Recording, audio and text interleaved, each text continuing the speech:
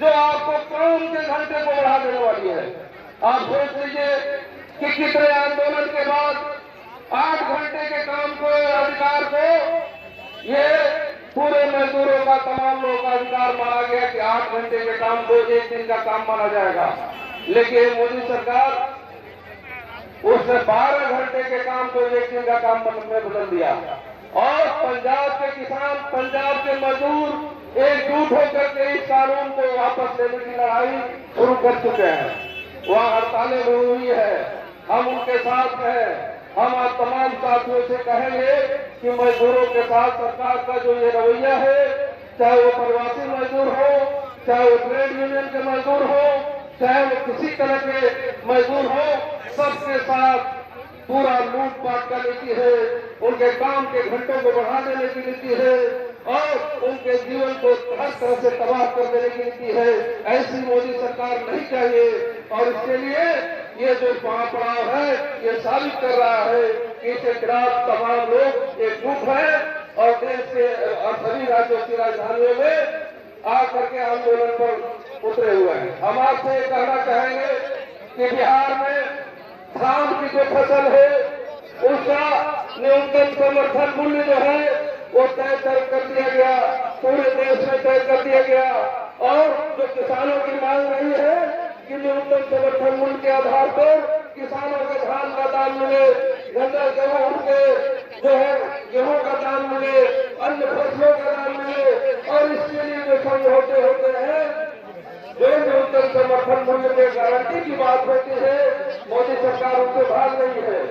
आपने देखा कि किसान आंदोलन के क्रम में कैसे जो अजय मिश्रा कहीं का बेटा लखीमपुर खीरी में किसानों को कुचल करके और पूरी हत्या कर देता है और वो आज तक मंत्री बना हुआ है। ये कैसी सरकार है?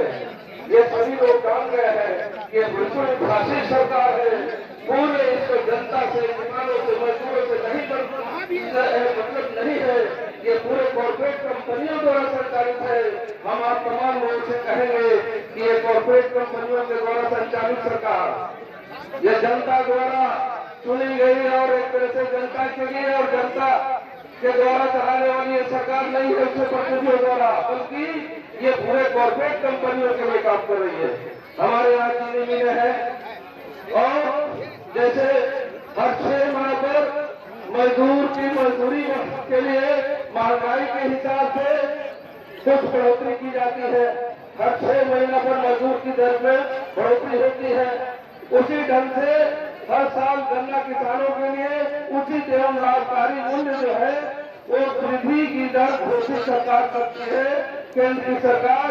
तो जो वहाँ केंद्र की सरकार ने घोषित किया वो एक कानूनी बंधन है कि महंगाई के हिसाब से उनको मजदूरी में भी बढ़ोतरी करनी है। उचित और लाभकारी मूल्य जिन फसलों का तय होता है उसका भी तय करना है। तो गन्ना का भी मूल्य तय होता है और गन्ना का मूल्य जो है 10 रुपया हर साल बढ़ा, लेकिन आज चौथा साल हो गया, कहीं भी गन्ना का रेट घोषित नहीं हुआ।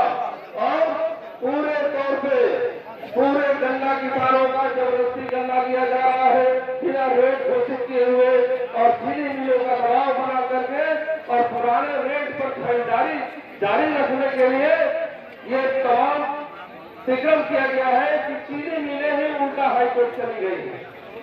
वो कह रही है कि जो गन्ना का मूल्य है वो चीनी उससे जो उत्पादन होता है, और जो चीनी उत्पादन होता है उसका अंतर्राष्ट्रीय स्तर पर मूल्य नहीं बढ़ रहा है, इसलिए गन्ना का दाम जो है नहीं बढ़ना चाहिए।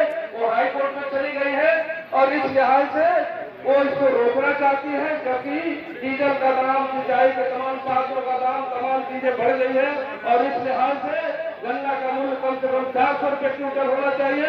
ये तमाम बिहार के जो गन्ना किसान है उनकी मांग रही है। हम इस मांग को इसमें महापड़ाव में दोहराते हैं। हम मनरेगा में 100 दिन काम मिले, 100 रुपये मजदूरी हो और 200 दिन काम मिले, इसकी मांग को हम दोहराते हैं।